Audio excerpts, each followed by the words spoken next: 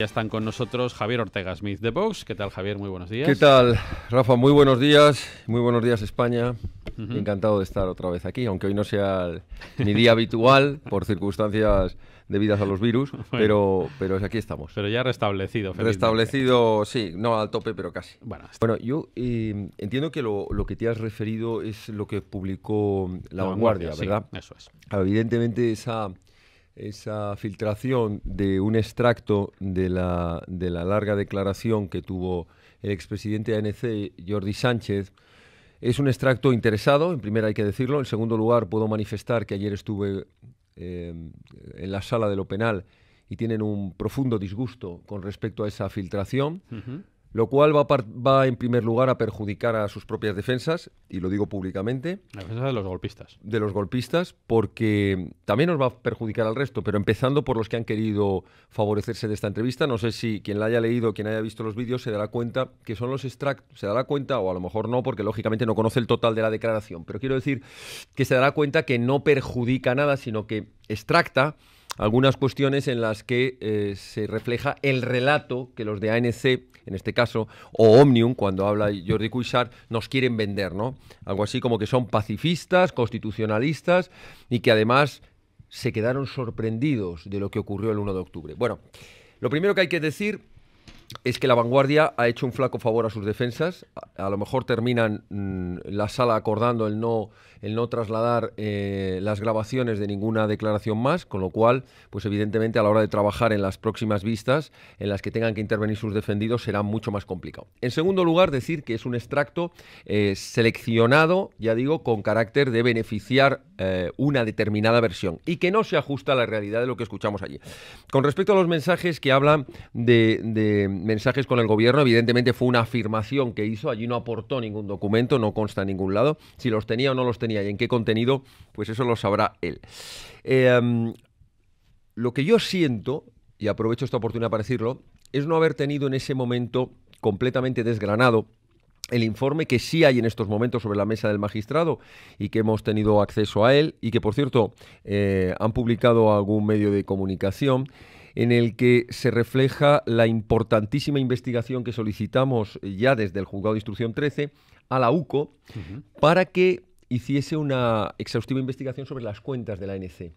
Y miren por dónde que aparecen miles y miles y miles de euros destinados a apoyar el proceso golpista en todas las partidas, para autobuses, para comunicación informática, para compra de papeletas, compra de folletos de publicidad, carteles, etcétera, etcétera. ¿Dinero procedente de? Si vamos atando los cabos, como se ve que unos tienen mucho dinero y no nos creemos que sea vendiendo pins y camisetas, y por otro lado tenemos el informe de la UCO que nos decía que había habido desviación del FLA de varios millones, pues blanco y en botella, hay que ir juntando y ya vamos a llegar al punto que algunos venimos denunciando, esos 400 millones de euros que fueron desviados para el golpe de Estado. Aquí va a haber que van a tener que dar explicaciones muchos. Los primeros, los que desde el gobierno acordaron determinadas partidas cuando se sabía desde hace 2 años que se estaba gestando un golpe de Estado, y lo digo así de claro, que no se hagan los sorprendidos el 1 de octubre. Digo yo que si el Ministerio del Interior lo conocía, porque lo conocía la Guardia Civil y la Policía Nacional, es que lo conocía el Gobierno de la Nación, y siguió acordando importantísimas partidas. En segundo lugar, esas partidas tuvieron que tener un control en Cataluña a través del Parlamento y a través de los partidos con representación parlamentaria. ¿Dónde estuvo ese control? Porque claro, rasgarnos las vestiduras ahora, anda, es que ha habido un juez, mira, ha habido un juez, no, es que hace 2 años se sabía que esas partidas no tenían la transparencia que deberían tener. Y hubo 3 años que hubo otro golpe de Estado. Hubo otro golpe de Estado en noviembre. Otra estracanada con forma de golpe de Estado. En noviembre del 2014. Y la tercera cuestión que no podemos olvidarnos es que se supone que hay un 155 que se está aplicando y, por tanto, en estos momentos el control de las finanzas lo tiene el Gobierno de la Nación a través del Ministerio de Economía y Hacienda. Hay una particularidad curiosa. Cuando nosotros solicitamos al juez instructor del 13 que abriese una línea de investigación en relación con estas partidas que fue acordada, se dirigió a la Consejería de Hacienda de la Comunidad Autónoma de Cataluña y resulta que la Comunidad Autónoma de Cataluña no contestaba contestaba con evasivas, total que al final no ha dado una sola información. Y harto y cansado ya, el magistrado decidió que se lo iba a requerir directamente al ministro de Hacienda. Claro. Todavía no hemos tenido la respuesta de Hacienda, porque alguien tiene que saber cómo se ha movido ese dinero. Claro, cuando se nos cuenta esa respuesta fácil que acaba de dar el gobierno, de que él no paga directamente a la Generalidad, sino a proveedores, lo que tenemos que saber, y ya lo vamos viendo en distintos interrogatorios, es cómo pueden aparecer proveedores. Proveedores que facturan auténticas barbaridades y que parte de ese dinero es real o en gasto real y otra parte es para desviarlo a otros fondos.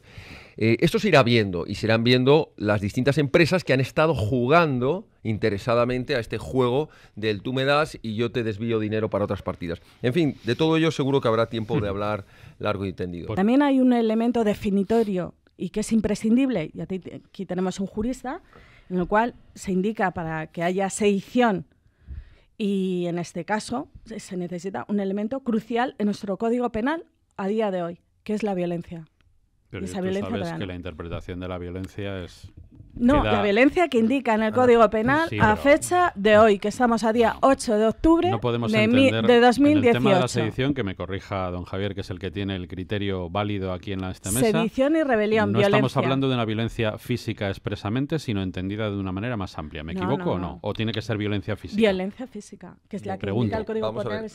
Sobre la cuestión de la violencia, podríamos entrar en un debate ahora. Hagamos una cuestión previa.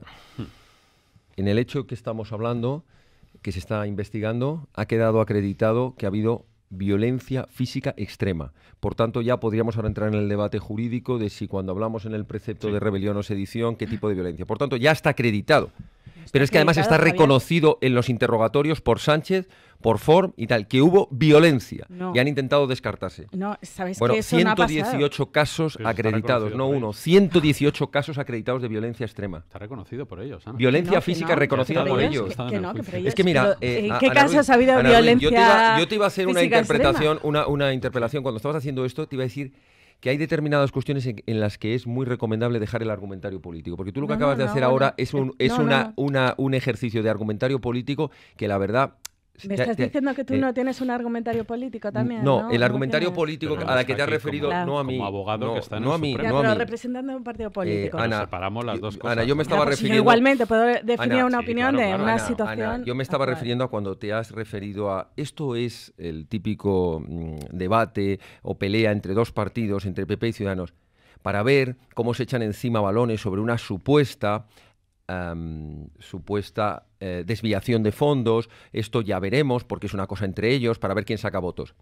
Es que no tiene nada que ver ni Ciudadanos ni el Partido Popular, Ana Ruiz. Ah, no, entonces... ¿por qué Nada, no? nada, No, nada. ah, vale. Perdona, nada. Que lo haya utilizado Rivera para tirarle balones fuera no Eso es significa... lo que estamos hablando. Pero no tienen nada que ver ellos. Pero se tendrá que probar. Porque No tiene una nada... cuestión Ana es que Ruiz, esté probado no. y otra cosa, Ana Javier Ruiz, Ortega, no que es... digan que Te lo se digo de cree, otra manera. que se No es un sospecha. argumento político de Ciudadanos ni del Partido Popular. Es unas diligencias de instrucción solicitadas por el partido político Vox como acusación popular en el Juzgado de Instrucción 13, que fueron acordadas por el magistrado de 13, que fueron investigadas por la Guardia Civil y que hay un informe encima de la mesa que dice que una parte importante de la financiación ha sido gracias al desvío del FLA. No tiene nada que ver el argumentario político, son hechos probados en un procedimiento de investigación judicial desde hace más de un año. Segundo, acabo de referirme hace un momento, no sé si ya habías llegado o no, pero lo tienes en Libertad Digital para leerlo, el segundo informe que acaba de llegar de la UCO con respecto a la trama golpista en las calles, es decir, ANC y Unión Cultural, donde se ve otra importantísima desviación de fondos que no ha podido acreditar a ANC que los haya generado ella con su magnífica actividad de venta de pins y camisetas, que da para muchos millones de euros para pagar fianzas, para viajes a Bélgica, y ahora resulta que también, como acaba de descubrirse en ese informe y acaba de ponerse encima de la mesa, por cierto, informe que ya tiene el magistrado Llarena, que ya tiene la Audiencia Nacional, la Mela, y que ya tenemos en el Juzgado de Instrucción número 13. Y es una importantísima desviación de fondos de miles y miles y miles de euros, millones de euros, destinados a publicidad, a pagar autobuses, a contrarrestar, a comprar medios de comunicación, a temas informáticos, a páginas web, etcétera, etcétera. Esto no es un debate político del toma y daca, de que tú me tiras y yo te doy. Estos son hechos constatados, de que hay violencia, que hay malversación de caudales, que hay una organización delictiva con una hoja de ruta perfectamente diseñada. Segundo, el fiarse por 4 filtraciones que saquen sobre la declaración de Pérez de los Cobos es también un gravísimo error, es una imprudencia. Pérez de los Cobos, coronel de la Guardia Civil, mando único de la Guardia Civil, comenzó su declaración diciendo, a preguntas del magistrado, ¿cómo califica usted la actuación de los Mossos de Escuadra dirigidos por el señor Font? Lo califico como una estafa, intentando aparentar que iban a cumplir las órdenes de Fiscalía y del Tribunal Superior de Justicia de Cataluña, de la magistrada instructora, para hacer justo lo contrario. 1. No solo acción de omisión, no hacer nada cuando tenían que haber actuado. 2. Entorpecer directamente la acción de policía y de Guardia Civil. 3. Llevar a cabo contraespionaje, es decir, dedicarse a investigar, a hacer seguimientos e interferir las comunicaciones de policía y Guardia Civil para saber dónde iban a actuar y actuar ellos en contra. 4. Dedicarse directamente a enfrentarse física y violentamente a agentes de la Guardia Civil. Todo eso está constatado con vídeos, con imágenes y con investigaciones de los servicios de información de la Policía Nacional y la Guardia Civil. Aquí no hay debate político. No vamos a caer en la trampa, Ana Ruiz, yo lo he dicho muchas veces. No estamos ante un debate más de los asquerosos debates en los que la política mete las manos en la justicia. Estamos ante un golpe de Estado que ha costado mucho en cuanto a la unidad de España, en cuanto a la imagen de España, en cuanto al dinero que ha sido desviado, y no estamos en un debate político que se va a resolver con soluciones políticas. Estamos en un procedimiento penal con delitos que tienen hasta 25 años de prisión y donde hay en este momento 32 investigados directos, y créeme que lo que hay ya en ciernes para los próximos es que llegamos al centenar, y entre ellos va a haber responsabilidades de muchas personas que están ahora en primera línea en política y que se creen que están a salvo, pero no lo están porque hay grabaciones de sus conversaciones y de sus correos con otros. Por tanto, mucho cuidado con querer llevar esto al simple debate de pelea de entre partidos. Estamos hablando de hechos y estamos hablando de circunstancias delictivas. No estoy de acuerdo contigo, Rafa, en el supuesto de que además la ideología subyace ante todo. Y en este caso, Javier está en representación de un partido político, no, y creo... No invalida lo que estoy diciendo, que es clarísimo. Que también en este caso, en esas diligencias, las hace en nombre de un partido político. Sí, pero en nombre de un partido político. Acusación popular de claro. Vox. A ver, Ana, la separación que he hecho es no clarísima, es en nombre de Javier Ortega a título bueno, personal, con lo cual no cabe esa separación. No, sí cabe esa separación, como ya he explicado. En cualquier caso, sí, yo sí, no lo entiendo opinión, así. Pero es clarísima la separación. Vale, pero yo tengo que decir mi opinión al respecto. Perdóname, Rafa. Yo lo he entendido a Rafa. No ha dicho yo que yo actúe a título personal. No ha dicho eso en ningún momento. Ha dicho que separa cuando actúo en mi condición de letrado de la acusación popular de Vox, no ha dicho a nombre de Javier Ortega, o cuando actúo como un partido político más dando una opinión. No perdamos hechos tiempo u opiniones. en cosas que ha entendido casi todo el mundo. Sí, sigamos. Vale, perfecto. Sí. En cualquier caso, pues discrepo de ello. Siguiendo pues el mismo, también me gustaría, ya que, por tu condición de jurista, que nos pudieras definir qué es un golpe de Estado.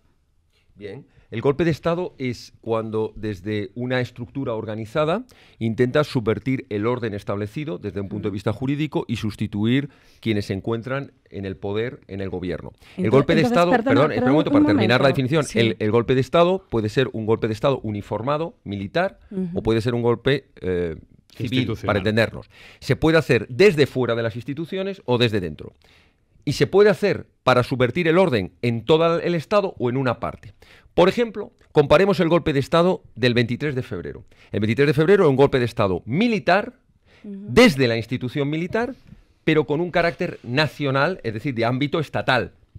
En estos momentos, lo que se está investigando es un golpe de Estado desde una institución, que es la Generalidad de Cataluña, para subvertir el orden constitucional en toda España, pero con el objetivo de la separación de una parte.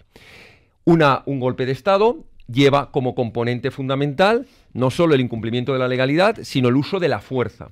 La fuerza, que en este caso no solamente, o la violencia, en este caso no es solo violentar las leyes mediante su vulneración, sino es violentar el cumplimiento de las órdenes dictadas por los tribunales para su cumplimiento. Y además tiene el componente de la fuerza física, que han sido 17.000 hombres armados de los Mossos puestos a disposición del golpe de Estado, como así ha acreditado perfectamente el mando único, el coronel Pérez de los Cobos, como así lo han acreditado las diligencias llevadas a cabo por instrucción de Policía y Guardia Civil, que sería muy largo ahora repetir los 118 casos en los que ha quedado perfectamente acreditado que los Mossos recibieron instrucciones claras de entorpecer no solo no ayudar, sino entorpecer la labor de la Policía y Guardia Civil para facilitar el golpe de Estado. Tenemos que hacer un... Sí. Luego puedo contestarle. No, puedes contestar ahora si quieres. Bien. Sí. Entonces, comenzando justamente por esa primera indicación, tu primera frase es cambiar el orden, el poder, o sea, de forma violenta, a quien ostenta el poder. Creo que el señor Rajoy sigue en el poder. Con lo cual... El orden constitucional he dicho. No, has dicho, primera definición, primera frase, cambiar a quien ostenta violentamente el poder. El orden constitucional. No, anteriormente el gobierno. No ha habido. No ha habido eso. Vulnerar la legitimidad. La cuestión, sí, pero necesitan un elemento definitorio. Y por eso están ahí en la cuestión del debate y a ver cómo se encaja el elemento de la violencia.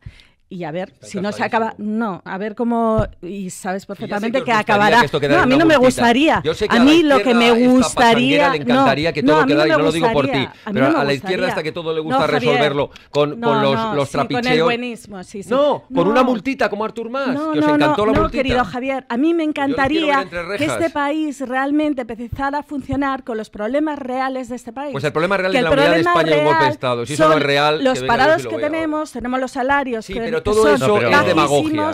Tenemos unas pensiones que están en peligro y no, eso es demagogia, ¿en serio? ¿Me estás diciendo que una persona que está en paro es demagogia? Demagogia. Qué tremendo. ¿Sabes por qué es demagogia? Yo sí que quería decir por qué es demagogia, no porque no hay paro, sino que para solucionar... Perdón, son las 8:57, tenemos que hacer una pequeña pausa. Hay una posibilidad perfectamente recogida en la Ley de Enjuiciamiento Criminal para delitos de alta gravedad, como pueden ser los delitos de terrorismo, los de pertenencia a organización delictiva y los delitos de rebelión, y es que en el momento que se haya dictado el auto de procesamiento, si la situación de cualquiera de los investigados es de prisión provisional y se da este requisito, que son posibles cargos públicos, por ejemplo, porque han sido elegidos diputados, ¿no? Cabe la posibilidad de la inhabilitación como medida cautelar. Permíteme que lo lea, Javier, porque lo tengo delante. Perfecto. Es el artículo 384 bis de la Ley de Enjuiciamiento. Dice, estoy leyendo textualmente, establece que firme un auto de procesamiento y decretada la prisión provisional por delito cometido por persona integrada o relacionada con bandas armadas o individuos terroristas o rebeldes, el procesado que estuviere ostentando función o cargo público quedará automáticamente suspendido en el ejercicio del mismo mientras dure la situación de prisión. Me alegro porque de verdad que no lo teníamos preparado con Rafa, yo lo estaba haciendo en memoria, pero es así. Entonces, esta situación lo que permite es que antes de que se haya celebrado la vista del juicio oral y antes de que se haya dictado sentencia, que puede tener aparejada luego la pena de inhabilitación para cargo público, puede haber, el legislador con muy buen criterio dijo que hay delitos tan repugnantes y sobre todo, si nos fijamos, hablamos de organización delictiva, de terrorismo y de rebelión. Son 3 delitos que crean una inestabilidad en el Estado y se considera que no es lógico y normal que quienes están siendo investigados por delitos tan graves, aunque todavía no hayan sido condenados, si ya se ha dictado el autoprocesamiento, quiere decir que ha habido una importante fase de investigación y, por tanto, que hay más que indicios, es decir, que hay pruebas racionales de delincuencia y de delictivo, pruebas racionales de culpabilidad, aunque todavía no haya sido dictada esa sentencia y se ha celebrado el juicio, conviene como medida cautelar apartarlos de funciones de gobierno, porque nos podríamos encontrar no solo que sea un parlamentario, es que podía ser el presidente de una diputación, un alcalde, y decir, pero bueno, ¿cómo puede estar este hombre que está siendo investigado por estos gravísimos delitos, ¿no? Yo añadiría otra lista más de delitos, o sea, también metería a violadores, asesinos múltiples, etcétera, porque, claro, imaginémonos, el presidente del Parlamento está investigado por asesinato múltiple y sigue siendo presidente del Parlamento. Así que esto es así. A mí me gustaría rapidísimamente hacer una mención en la que voy a discrepar, ahora sí políticamente, no jurídicamente, con mis dos contertulios, y por eso terminamos antes del corte de la publicidad y puede haber alguien no haberlo entendido cuando yo decía que era demagogia, le decía Ana Ruiz. Vamos a ver, las pensiones, fundamental, algún día hablaremos de la necesidad de la reforma del sistema de pensiones, la situación de paro, la gravísima corrupción institucionalizada en todas las comunidades, la sanidad, la cuestión grave de la educación con el adoctrinamiento en muchas comunidades autónomas de los pequeños, la ineficacia o la falta de medios de la justicia, la necesaria reforzamiento de la seguridad interna y la seguridad externa de España. Y no nos olvidemos, las empresas, que son al final las que generan la riqueza con la que se puede luego nacer esas políticas sociales de las que presume tanto la izquierda y tampoco hace. Esta es la realidad. Claro que eso es lo más importante para los españoles. Pero, atención, y en eso es en lo que discrepo, nada de eso se podrá solucionar y nada de eso tiene el más mínimo viso de encontrarse salida, si se rompe lo más importante, que es la unidad nacional, que es el Estado de Derecho. Por eso, cuando nosotros decimos que en el golpe de Estado nos estamos jugando todo, estamos hablando de la unidad de España, estamos hablando de la solidaridad entre los españoles, estamos hablando de la caja única de las pensiones, estamos hablando de la economía. 3.280 empresas han salido ya de Cataluña desde que empezó el llamado Procés. 3.280 empresas. Nos podemos imaginar la cantidad de recursos económicos. Yo me sabía la cifra antes, eran 8.500 millones de euros descapitalizados de la Comunidad Autónoma de Cataluña. Eso crea paro, eso crea enfrentamiento. Y termino con eso, simplemente. Mi discrepancia no es porque no considere que son cuestiones importantísimas, sino porque para poder solucionar algún día esas cuestiones, lo primero es preservar, proteger y defendernos de quienes quieren destrozar la unidad de España, porque sin unidad de España todo lo demás, la sanidad, la educación pública y todo eso, desaparece. Vamos a ver, nosotros no pretendemos, cuando fundamos Vox, desde nuestros primeros manifiestos y propuestas, ya hablamos de la ley electoral, no es una novedad. Y hablamos no porque busquemos un sistema que nos beneficie a nosotros como partido emergente, como partido nuevo, como partido pequeño, sino un sistema que logre dos aspiraciones que creo que no debería renunciar a ellas ningún español de buena fe. Ya sé que las cúpulas de algunos partidos renuncian porque no les interesa. La primera es que todos los votos de los españoles valen lo mismo. Un español, un voto. Nos da igual si vive en Ceuta, en Madrid, en Barcelona, en Bilbao o en Soria. Un voto de un español vale lo mismo. Nos da lo mismo si es una zona urbana como es una zona rústica. Tiene que valer lo mismo. Y alguno que me estará escuchando dirá, pero hombre, es que vale lo mismo. Yo cuando meto mi voto en la papeleta, en la urna, solo puedo meter uno y el vecino del pueblo de al lado solo mete uno. Ya. Pero resulta que, por ejemplo, en las últimas elecciones autonómicas en Cataluña, el voto de un barcelonés valía exactamente 2,5 menos que el voto de un barcelonés de la provincia, ¿no? De la capital o de la provincia. Por tanto, primer requisito fundamental, primer objetivo irrenunciable, que el voto de cada español valga lo mismo. Segundo, tenemos que lograr un equilibrio, y esto es lo que dicen los especialistas en leyes, entre la gobernabilidad, porque no podemos hacer un parlamento que sea ingobernable, y la proporcionalidad o representatividad. Necesitamos una ley electoral que represente realmente el sentir de los españoles, donde hay muchas otras opciones que las que venimos soportando durante 40 años, que es ese...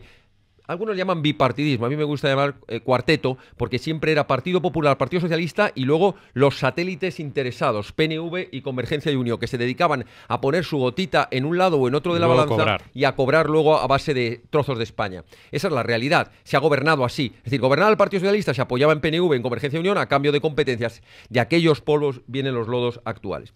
Y luego, dos cuestiones que son fundamentales y que hay que tener valor. La primera, la reforma de la ley electoral. La segunda, la ley de partidos políticos. La reforma de la ley electoral debe ir encaminada a esto que acabamos de comentar y que no ocurra lo que, por ejemplo, tuvimos que ver nosotros con tristeza. Las últimas encuestas publicadas por el diario El Español fue una y otra no sé si fue también El Mundo. Luego el CIS esto no lo toca porque deja un apartado muy grande que llama Otros, donde ya en los otros hay no sé cuántos millones de españoles, pero que no están clasificados. Y ahí nos encontramos con este dato que lo van a entender todos los oyentes. Resulta que el PNV tenía una intención de voto de 1,6% de votos totales. Y le daban 6 escaños en el Congreso de los Diputados. Bueno, pues a Vox le daban una intención de voto de 1,7, es decir, 0,6 décimas más, y le daban solo 2 diputados. Sí, 2 diputados. La tercera parte. La tercera parte. Y luego nos encontrábamos con un grupo proetarra, como son los de Bildu, que teniendo solo 0,5, tenían los mismos 2 diputados que nosotros. Esto no hay quien lo entienda, porque se supone que si has tenido muchos más votos que otro, deberías tener mucha más representación. Así que es evidente, y ahí coincido con Ana Ruiz, es evidente que hay que tomarse muy en serio, y coincido también, con Miguel Ángel y con la propuesta que están haciendo. Yo confío, y perdóname Miguel Ángel, que en esto pues tengo que hacer ahora sí mi papel de secretario general de Vox y decirle a Miguel Ángel, no a él personalmente, sino al partido que representa, que ojalá no sea una moda que sopla en esta dirección la que está defendiendo Ciudadanos. Me refiero a que no ocurra como le ocurrió a Ciudadanos con la prisión permanente revisable, que primero dijo no, después dijo me abstengo y ahora dijo sí y encima 2 más, que quiero, es decir, aumentarla. Espero que no ocurra como lo del cupo vasco, donde Ciudadanos dijo se mantiene el cupo vasco, ahora resulta que no se mantiene el cupo vasco. Y espero que no ocurra lo mismo que con la equiparación salarial. No se espera y no dice nada cuando se le propone ninguno de sus programas electorales sobre la equiparación salarial y luego resulta resulta que como veo que en las manifestaciones hay muchos policías en la calle y me interesa ganarme el protagonismo, ahora digo sí a la equiparación salarial. Lo que quiero decir con esto es que le pido a Ciudadanos, si es que yo puedo pedirle algo a otro partido, lo pido por el bien de España, que su posición sea clara en todos los asuntos y que no sea como una veleta que dependiendo de por dónde soplen las modas, me apunto. Y bienvenida sea esta moda y bienvenida sea este proyecto de Ciudadanos, aunque tenga que hacerlo yo con la mano de Podemos, no iba a ningún lado porque no me fiaría nada de que me la cortase. Pero a lo que voy es que bienvenido sea ese proyecto de reforma o esa propuesta, que no sé en qué nivel está en estos momentos, de reforma de la ley electoral, y nosotros modestamente lo que podamos hacer desde la opinión pública de momento, y espero que las instituciones a partir de las próximas elecciones apoyaremos reforma electoral para lograr que el voto de cada español valga lo mismo, sea de derechas, de izquierdas. Si van a tener una condición penal y se les va a tratar como adultos, en respecto a responsabilidades penales, ¿por qué no? En derechos políticos y civiles, porque no pueden tener derecho a voto. Y por lo mismo podríamos cuestionar a personas de la tercera edad, que lo mismo tampoco están sus condiciones mentales a lo mejor en plena vigencia y sí que tienen el derecho a voto. Porque una persona de 16 años que se considera adulta y que está y puede tener perfectamente una... ¿Tú crees que puede tener? Pues la misma seguramente. ¿Conoces a muchos? Hombre, pues yo me recuerdo a los 16 años, ya tenía una base... Vales. Bueno, pero Entonces... estoy hablando, yo he tenido 16 años yo. Y tengo familia y tengo primas con 16 años y que están muy involucradas y que saben realmente lo que está pasando. Y veo a personas de otras edades que a lo mejor no. ¿Y por qué? Van a tener más, en este caso, consideramos que sí que ha hecho una reflexión sesuda, maravillosa de lo que está pasando. ¿Y por qué en vez de 16 no lo ponemos en 15, 14? Es que al final... Bueno, ya entre la mayoría de edad en este país estaba a los 21. No sé, a los 21 era una persona adulta que podía tener derecho a familia, además, y las mujeres no teníamos derecho a voto. Este debate es recurrente siempre que empieza a haber en el horizonte, que suele ser con bastante frecuencia, por desgracia, elecciones, ¿no? Y es cuando las encuestas a algunos, como esa Podemos, no le están saliendo las cuentas y van en caída libre, pues dicen, vamos a ir rascando un poco más hacia abajo, llegamos a una población que nos siga votando. No, el problema es que se vea hacia arriba. Claro. Es posible que no hayan leído muchos libros de historia. Claro, a ver si que no esté muy informado. Porque, hombre, la verdad es que todavía recuerdo cuando se sacan historia del pensamiento político, ¿verdad? A los ancianos de las residencias con el voto ya preparado, también lo recuerdo. ¿A quién votan los ancianos? No lo ¿Todos sé. votan a lo mismo, los ancianos? No lo sé. Yo sí lo sé. Sí, bueno, se lee ahí. Digo que es recurrente, porque luego resulta que es verdad, o sea, hablando en abstracto, ¿no? Hablando en genérico, en teórico, es verdad que las sociedades evolucionan y, oye, todos hemos conocido hace años, ¿no? En otras épocas en las que, bueno, no lo hemos conocido, pero lo sabemos, pues el voto era a los 21, o sea, la mayoría de edad era a los 21 años. Bueno, y es verdad que las sociedades se supone que pueden ir teniendo la juventud de estar mejor preparada y que, por tanto, lo que hace años para considerarte mayor de edad tenías que tener 21 o más años, pues ahora puede ser menos. Oye, pero la verdad es que los informes PISA dicen lo contrario. Dicen que la juventud en estos momentos, en su inmensa mayoría, está bastante peor formada que hace 25, 30, 40 y no digo ya 50 años. El otro día escuchaba yo a Federico Jiménez de los Santos sobre lo que eran antes los institutos públicos y lo que costaba sacar adelante un bachillerato. O sea, el que salía a bachiller era un tío que no podía tener una falta de ortografía, que tenía las cuentas matemáticas en la cabeza de primera. De verdad que la formación de estos últimos 30, 40 años de nuestra juventud no deja precisamente un nivel tan elevado como para decir, hombre, ustedes ya son responsables, tienen conocimientos suficientes y tienen ustedes, digamos, una madurez mental y tal para... Pero ni con 16, ni con 18, ni con 20. Ni con 18, ni con 25. Digo, claro, es que decía Miguel Ángel medio en broma, ¿y por qué no 15 o 14? Claro, pero es que es una cuestión... Y además no es una cuestión pensándola solo para la cuestión electoral. Tengamos en cuenta que luego viene el permiso de conducir, el permiso de armas, la afiliación a partidos políticos. Hay muchas cosas que van unidas a la mayoría o minoría de edad y creo que hay que valorarlo con mucho cuidado. La responsabilidad penal, o sea que solo se mira la responsabilidad penal. Bueno, es que la responsabilidad penal desde nuestro punto de vista debería ser equivalente. Te voy a reconocer, no la del menor, que es un cachondeo que tenemos un problema realmente sobre la educación en nuestro país, en el cual ningún partido político se involucra, porque nosotros, como hay intereses... en la medida que y a mí también me pidiendo la devolución de competencias. Claro, pero señalando un tema que estás indicando sobre cómo estaban formados, siempre cualquier tiempo pasado fue mejor. mejor. Claro. No, cualquier tiempo pasado fue mejor. La época de la República, en el año 31 fue espantoso. Ya Quemaban las iglesias y violaban a las monjas. Sí, hay tiempos pasados que no fueron mejores, sí, recuerdo una dictadura y la gente que murió en las cunetas, como muchos maestros, por el hecho de ser republicanos. Sí. En cualquier caso, y tener ideas laicas, ya te recuerdo de paso,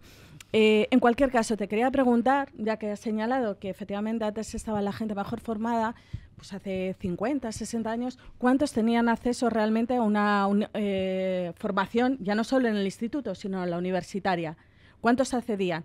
No creo que la mayoría de la población, la clase media alta. La clase media española llegó a los mejores niveles que ha llegado nunca. Ahora ya nos estamos quedando sin clase media. Te digo formación. Formación. Estás indicando, entonces... Oye, he puesto el ejemplo de Federico Jiménez Los Santos, que le encanta... Mira, permíteme que te lo diga. Federico Jiménez Los Santos, Federico Jiménez Los Santos, que es un periodista, un escritor, que a cada uno le podrá gustar más o menos y tendrá sus puntos en que viene de la extrema izquierda también. Que ha sido del Partido Comunista, que por cierto ha hecho un libro interesantísimo que te recomiendo, que es la memoria del comunismo desde Lenin a Podemos, donde muchas personas van a descubrir a lo mejor que el comunismo no es una ideología de paz y de amor. Pero en cualquier caso, yo lo que me estaba refiriendo es que, por ejemplo, permíteme que utilice el ejemplo de Federico Jiménez Los Santos. Nació en un pequeño pueblo de Teruel, en Orihuela del Tremedal, me parece que se llama, ¿no? El pueblo donde nació en Teruel. Un pueblo muy pobre. Su padre era zapatero, su madre era una maestra y consiguió hacer todo su bachillerato y toda su carrera gracias a unas becas que se llamaban algo así como la obra OPI, me parece que era, obra vía de instrucción. Durante el franquismo no se diría, ¿no? Porque sí. Y entonces Franco no permitía estudiar a la izquierda. Y él decía, precisamente, lo cuenta en su libro, dice, precisamente, yo que venía de la familia republicana por parte de mi madre, es decir, que había estado en el bando republicano, y mi padre, que había estado en el bando nacional. ¿Y le dejaba estudiar la dictadura? Y resulta que le dejaban estudiar y decía, ¿sabes lo bueno? Se ha equivocado. Que no se valoraba por ideología. Todo el mundo que accedía... Todo el mundo que accedía a esas becas... Hombre, lo tienes en que casi todos los ministros que fueron del Partido Socialista se educaron en magníficos colegios en la época de Franco y todos sacaron sus carreras que no estuvieron en el exilio. A ver, ¿qué quieres? Pues hombre, que no había más. Que no nos inventemos no ahora. Yo sí. Pero que, hombre, que fuera los que se quedaron pero aquí que te quiero decir que que no se les privaba de la educación porque fueran de izquierdas. Vale. Vamos a hablar bien, porque en España hay que hablar bien de la gente que tenemos bien, de las cosas que hacen las cosas bien y por siempre, para que no parezca que siempre todo es negativo. Es verdad lo que dice Ana Ruiz, aquí en España, vamos, no dimiten ni aunque le pillen metido, no con la mano en la caja, dentro de la caja viviendo, pero hay excepciones, y yo me quiero referir a una excepción que seguro que Ana Ruiz va a estar de acuerdo conmigo. Me estoy refiriendo a ese ministro de España que presentó la dimisión porque se le había escapado un chorizo como era Roldán. Me refiero, como muy bien dice Rafa, Antonio Asunción. Un ministro íntegro que dijo, mi responsabilidad como ministro del Interior era que este golfo, este sinvergüenza de Luis Roldán, que le robaba hasta a los huérfanos de la Guardia Civil, se me ha escapado. Y ahora de repente se me ha cruzado por delante Puigdemont escapando con agentes del CNI en el avión, no sé qué, y nadie le ha parado. Pero bueno, pues bienvenido sea. Hay gente honrada, sí que ha habido, pero la verdad es que son excepciones, porque hay otros confirman la regla, ¿no? Que confirman la regla, que se agarran a la silla, pero vamos, que les tienes que meter en la chirona con la silla. Claro, y estoy totalmente de acuerdo. Mira, que estabas diciendo que sí iba a estar. Pues sí, estoy de acuerdo contigo. Y en este caso, pues para la figura del ministro de Asunción. Que en paz descanse, sí, además. Efectivamente, que no de clase y afiliado a Ciudadanos. Sí. Que en paz descanse. Sí, efectivamente, además con una tristeza enorme en los últimos años. Y porque tenemos tenemos un país en el cual, que a mí me parece un elemento básico para que nos podamos llamar un país de primer orden, en el cual la democracia funcione y seamos y que la justicia funcione, es que haya separación de poderes.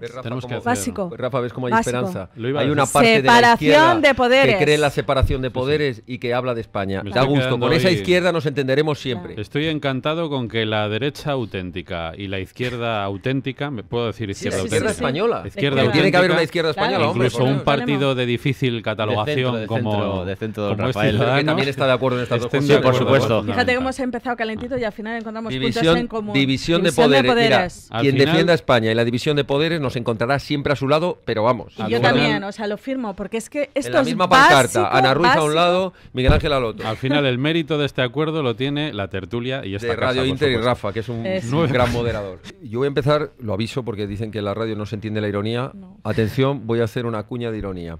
2 minutos, uno para cada uno. A mí me parece una machista Irene Montero, porque ha hablado de que tiene que ser una mujer. Y digo yo, ¿y por qué no un travesti? ¿Por qué no un homosexual? ¿Por qué no un psic o bic? No sé cómo hay hermafroditas, ¿eh? Hay hermafrodita, ¿por qué no?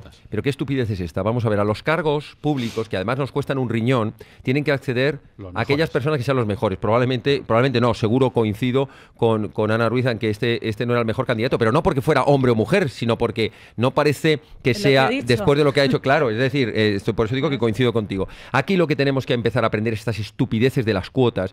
Nosotros no queremos cuotas ni en las empresas ni en las instituciones. Lo que queremos son niveles de excelencia, de capacidad y de selección, y que se seleccionan los mejores. Si resulta que los mejores son 12 ministros hombres, tendrán que ser 12 ministros hombres. Si son 12 mujeres, tendrán que ser 12 mujeres. Y si tienen que ser par y par o tal, o sea que esta estupidez que por cierto se metió en la ley electoral, son estupideces. Tienen que ir quienes sean elegidos democráticamente y quienes además van a ocupar puestos sean de la máxima capacidad, porque están al servicio de España y nos tienen que dar los mejores usos. Perdón.